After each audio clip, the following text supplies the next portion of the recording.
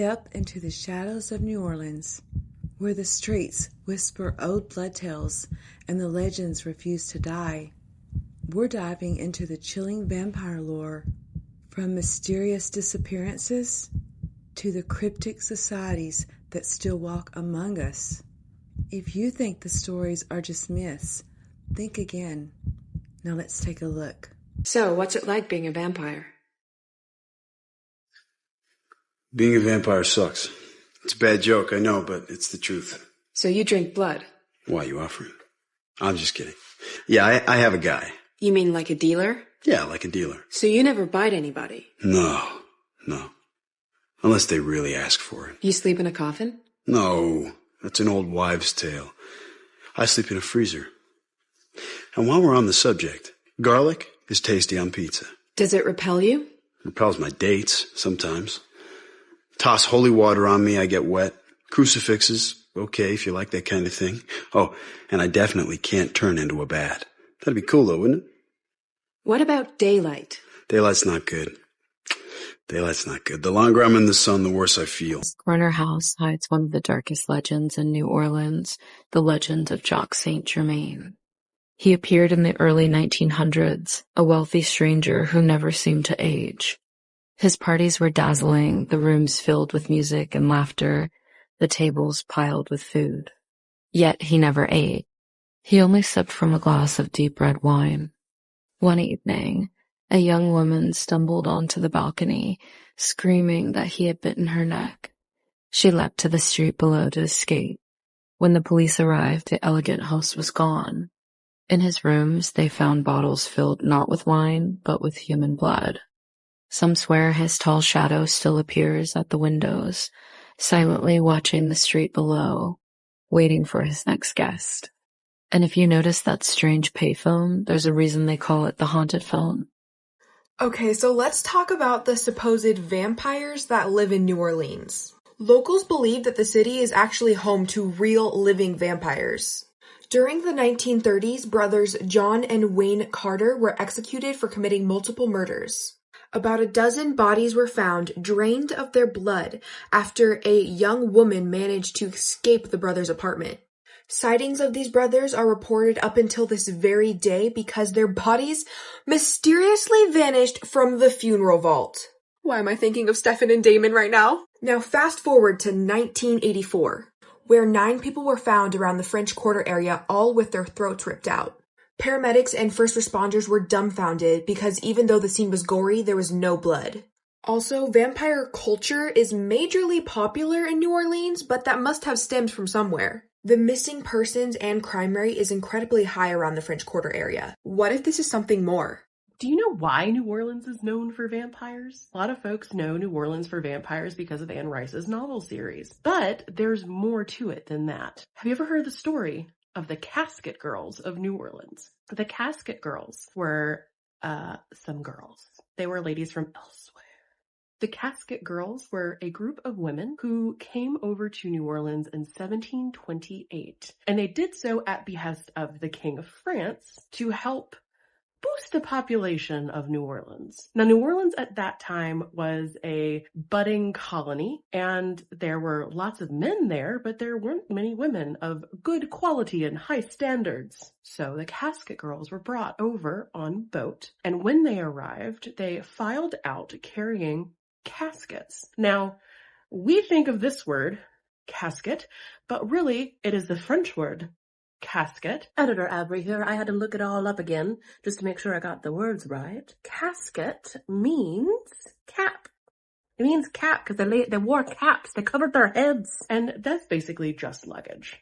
So you could call them the luggage girls, but it doesn't have quite the same spooky ring. The Casket Girls come over, and the first thing that the gentlemen of New Orleans say is, my gosh, they're so pale. And they were almost ashen, very pale of skin. They had very bright red, very pink lips. That was very strange. But they were women and, they hadn't been around many women in a while, so why judge? The casket girls were then brought into the Ursuline convent in New Orleans, and they were to stay there until their marriages could be arranged with several gentlemen in the area. One of the things of note about these women as they were in New Orleans at the convent was they rapidly blistered and burned in the sunshine, so much so that they stayed under the shade trees or kept all of their bodies covered just because the heat of subtropical New Orleans was just too much for their delicate, pale skin. As somebody who is delicate and pale, I can attest you burn rapidly here, but that's besides the point. As these women were arranged into different marriages and sent off,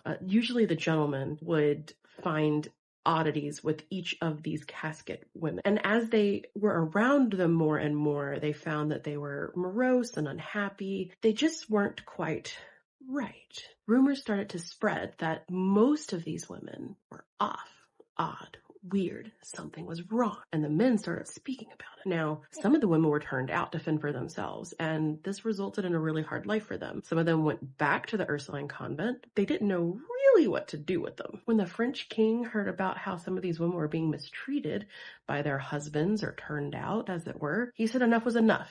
He wanted them to come back home. So the Ursuline nuns decided to gather up the ladies, and their caskets, their luggage, had been stored at the top floor of the convent on the 3rd floor. The windows and doors of this area of the convent had always been closed and shut. All of their belongings were inside of this basically attic-like space and sealed away until such time as they were ready to go back to France. When the ship had arrived to take the casket girls and their belongings home, the Ursuline nuns went up to the 3rd floor to collect all of their luggage and bibs and bobs to send home, and everything was gone. The caskets were empty. All of their belongings had vanished, and so did some of the casket girls too. And that's when the convent nuns decided maybe there was some merit to the rumor that some of these casket girls were vampires. And the rumor that these ladies were vampires spread throughout the French Quarter and New Orleans and right into history. Here's another little tidbit about the casket girls, though. Back in 1978, there were 2 paranormal investigators that had been previously kicked off of the convent property. And the Ursuline convent nuns were like, get your happy over there and stay over there. Not here. None of this. The 2 paranormal investigators camped on the sidewalk in front of the convent to try and track down if the casket girls were vampires and did they come in and out of the 3rd floor. They had their cameras targeted up there, and they, went about their evening. And as anybody knows, paranormal investigating is real boring until it's not. So these gents were sitting there having themselves a good chit chat and talking when the 3rd floor shutters on the windows began to open and close. Now, these 3rd floor shutters are interesting because they were nailed shut with blessed nails directly from the Pope himself. There shouldn't have been any spooky movement, and yet there was. The 2 gentlemen didn't notice until after the fact, which made it all the more delicious because they probably missed the very vampires who were opening and closing those doors, entering and exiting the 3rd floor of the Ursuline convent in the French Quarter. The next morning, the bodies of the investigators were found. They didn't survive whatever was happening behind them on the 3rd floor of the Ursuline convent, but their video recording did. And those investigators' bodies were torn open like a delicious chicken, uncooked, on the sidewalk. And there was no blood. So was it vampires? A lot of folks that can trace their lineage back to casket girls are actually quite proud of it, because not only were they upstanding ladies, good and wholesome, sent by the King of France, but they were bad. Who were like, you do what you gotta do, sir. And then we can do what we gotta do. Got it? So that's the story of the casket girls. Fascinating, isn't it? I met a vampire. I'm a rideshare driver in New Orleans. So, of course, I encounter all types of people from all walks of life. This one particular ride was very interesting. Now, this was a couple of years ago when this occurred. And I'm going to tell you, for the most part, I remember what she said. I do not remember what she looked like.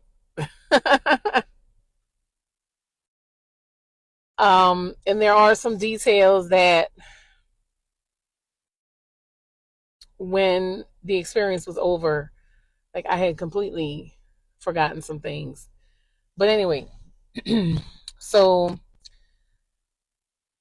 I'm riding, pick up this passenger, and I remember our conversation.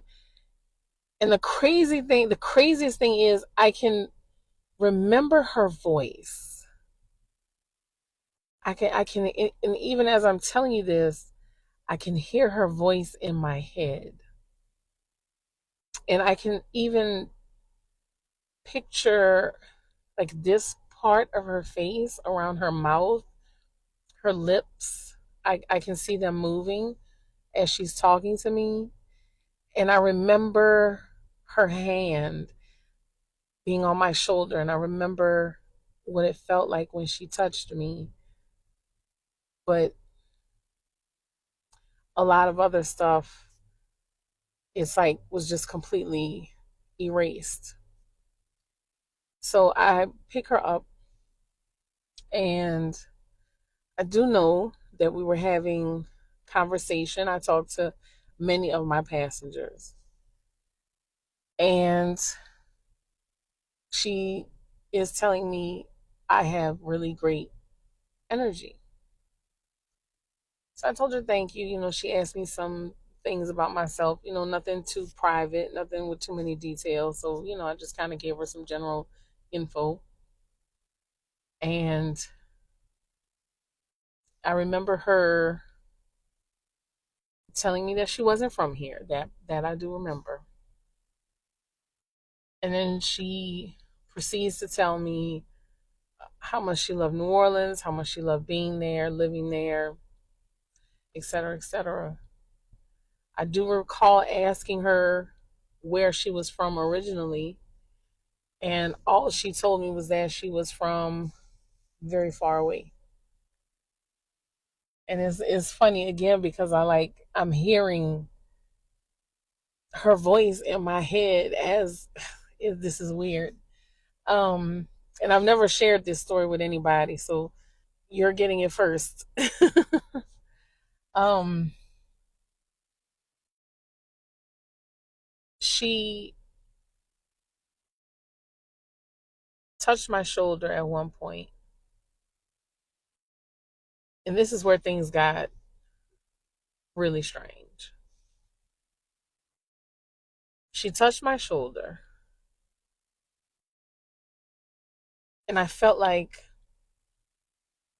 I just froze. And even as I'm talking to you right now, I can distinctly remember that feeling of feeling frozen. And my hands were on the wheel because I could see my hands on the wheel. The car wasn't moving. And being frozen in that moment, I hear her voice, but not like I'm here talking to you.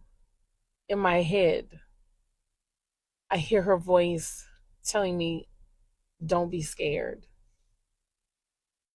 that she's not going to harm me. And then after that, we're moving again. And I remember kind of turning and looking like that. And she was sitting back in the seat and her hands were on her lap. And I said, what did you do to me? And she just smiled. And she says, I just leached some of your energy. And I said, what? She said, I just leached some of your energy. She said, this is going to sound crazy, but I can assure you it's true. I'm a vampire. She said, but I'm not the type of vampire that you've been taught about in books and movies. She said, those types of vampires exist, but they're very rare these days. I'm a vampire that feeds off of energy. And all I have to do is touch you to get it. She said New Orleans is a great place for her and her kind to exist. And that there are quite a few members of their tribe, is what she called them. I think I remember this part of our conversation so significantly because I believe when she touched me, she implanted something in my mind, whether you want to call it a memory or a thought or an idea. But she gave me something of herself, probably, to where I can recall this portion of the interaction between us. Maybe she knew that eventually I would share the story with others and therefore maybe make it a little bit more acceptable for them to start, for her and her members to start presenting themselves. I don't know. I don't know why she even chose me for this. But she told me that there are vampires that survive off of good energy. There are vampires that survive off of bad energy. There are vampires that survive off of energy. And there are vampires that survive off of blood. And New Orleans is the only place in the world where you can find members of all four of those vampire tribes.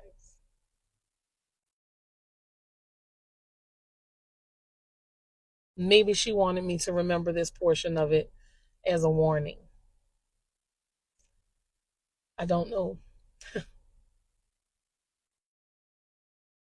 But I know she wasn't lying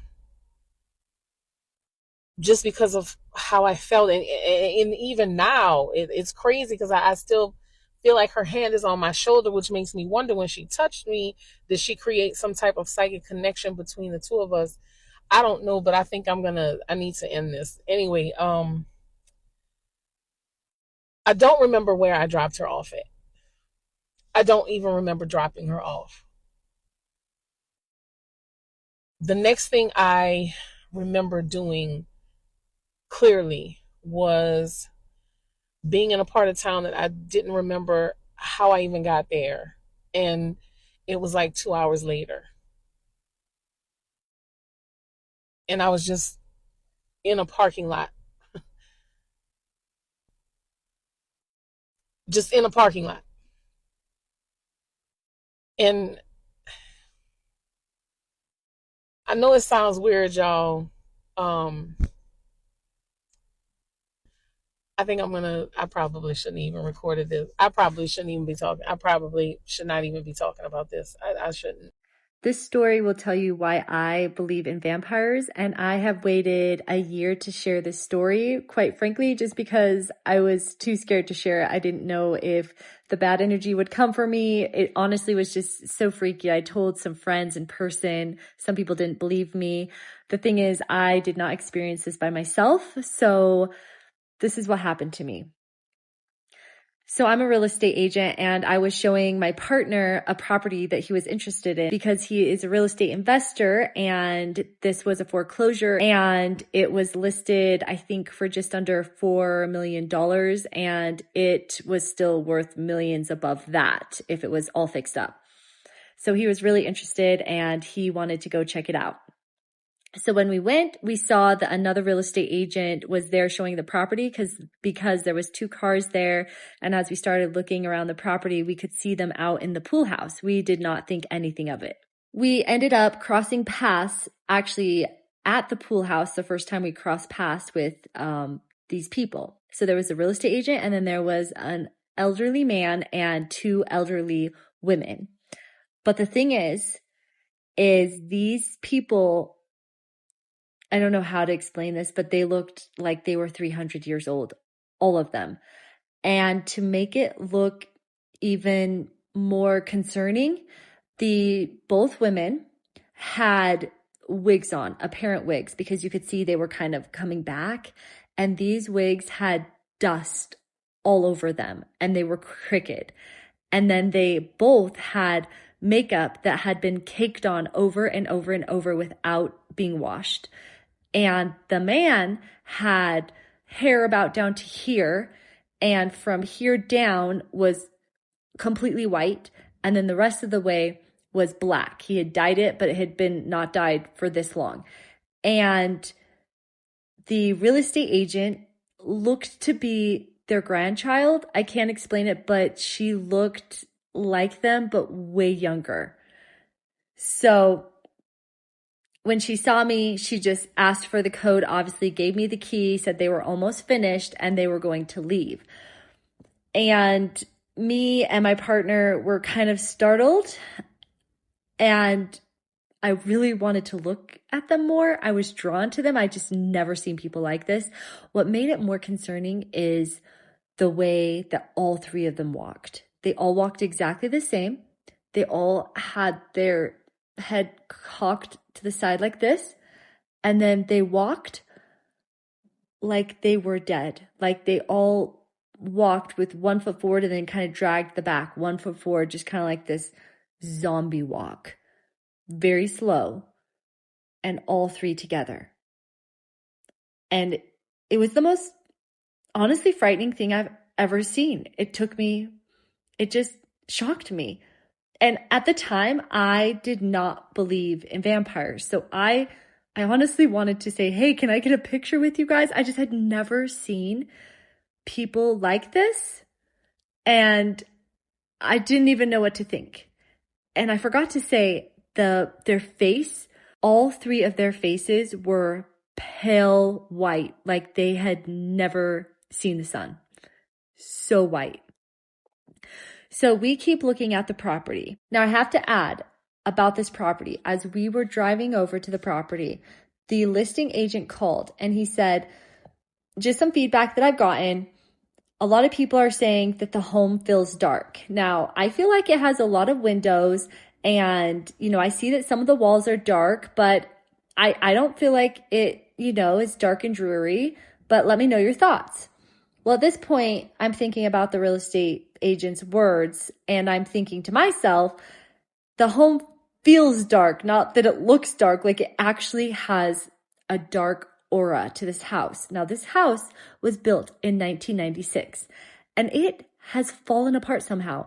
I don't even know how a house that's only 2 decades old has fallen apart like this. Like the pool, it had a pool in the back, and the concrete and everything was destroyed. It was crumbling. Like the whole house felt like it was crumbling. Even if someone just vacated the house and left it, a home should not be falling apart like this. I don't even know how it got to this point. We see the other real estate agent and the three people they're showing the house to leave. They get in their cars and leave. So I don't think much of it. They're gone. Well, then we get to the primary bedroom, and this bedroom is humongous. The carpet's been ripped out, and the closet, the primary closet, is huge, humongous. But it has this strange ladder in the middle of it, going up to a bolted door that's bolted on the inside. And we just think, oh, that must be the attic. So then we go upstairs. And we go into what is obviously a little girl's, I don't know if a little girl's room, but a girl's room, because although it was completely empty, it had flower switch plates on the lights and it had girl blinds on the windows. And when we went into the bathroom, you first go to the bathroom, and then from the bathroom is a closet, a big walk-in closet. And on the floor of that closet is the door, the door that's bolted on the other side that goes to the primary closet. And at this point, I'm freaked out. I'm like, this house, evil things have happened in this house. It felt really bad. And other strange things to this house that I don't have to get into, but we basically at this point we go down and now we're in the kitchen. And it's on the same floor as the kitchen is on the main floor. And who comes walking in? The man. The man that had gotten his car and left. He's come back without his real estate agent. And he's slowly creeping, walking to us. And I'm still drawn to this person. I can't explain it. I need to know more. Who is this person? So I walk over to him. My partner keeps trying to get me away. And he goes, "Hey, are you the real estate agent?" And he says this to my partner. And my partner says, "No, I'm the buyer. She's the real estate agent." And he just says, "Oh, I just wanted to know who this house's next victim was going to be." I mean, honestly, my everything went cold. Now, my partner remembers him touching me. I don't.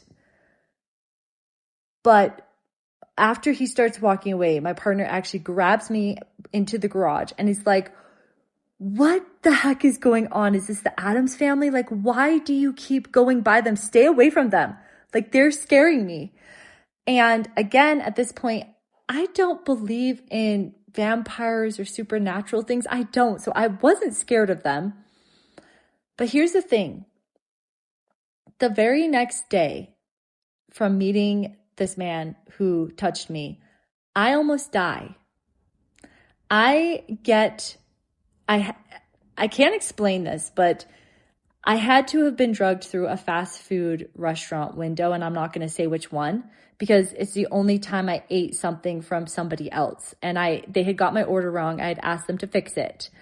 Now, I was driving home after eating this, and I had gone to the store, and now I'm driving home, and I wake up to oncoming traffic. Like, something is so wrong with me, and I'm confused. I had not had any substances at all. I don't have substances, and I don't know what's going on with me.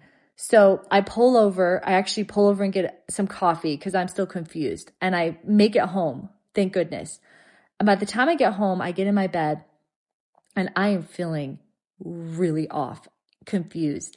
And my partner's like, what are you feeling? What do you feel like? And I'm like, I honestly feel drugged. And as soon as I say the words drugged, I knew. Vampires are real. And I want to tell you a story when I met a real vampire. This is crazy. So one time I was working as a chemical dependency counselor assistant, and I was called into a session, and there was a guy who was addicted to drinking blood. Crazy. My first ever meeting someone like this. And I sat down and we listened to his stories and everything. And as I started talking about, the miracle working power of Jesus, because the place I worked at was a faith-based organization. And when I started talking about Jesus, literally his teeth grew and turned into fangs. Now, guys, this is an honest story. His teeth grew into fangs, and his eyes became really black, and a really sulfur-like smell came into the room. And I stood back. The counselor I was with, also, we were kind of shocked by this. And then this person reached to bite my arm. Now, I moved my arm out the way, and then I grabbed his shirt. I pulled him in close to me, and I said, "In the name of Jesus, do not bite me." So this person sat back, his fangs disappeared, his eyes changed back to normal, and he said, "I don't know what happened." Now, I'll tell you what happened. So vampire spirits are actually real, okay? They're demonic spirits that looked like these hairy bat spirits that stand, upright like humans, and they possess people who continually give themselves over to the ritual of blood and other things like that. There are real demons that actually possess people to carry vampire-like qualities. And this guy had that, okay? But I want to tell you what's cool. Jesus' name is so powerful. Jesus is the King of Kings. Like, he defeated every demonic spirit, every principality, every power and ruler of darkness. He defeated them. And because I am in him, I have authority over every demonic spirit. Okay? And that's what's so cool about this is that spirit, that vampire spirit that was possessing that man could not harm me because I had Jesus's power. I belong to Jesus. So what happened to that man? We prayed for him. He accepted Jesus into his heart and he was set free like that. That spirit left him. Did this CCTV footage capture a real-life vampire? I gotta get somebody phone for Dylan. Of course. I know, he's gonna freak out. Wait, I don't know. Okay, so I don't understand. You're filming the guy that stole it? No, look, just keep watching. It's crazy. Wait, I know. What? I know. Like, how is that? I don't know. What the? Thanks for venturing into the dark corners of New Orleans with me. If you enjoyed uncovering the city's vampire secrets, make sure to like and subscribe for more chilling mysteries. And until next time, stay safe, stay aware, question everything, and please stay out of the shadows.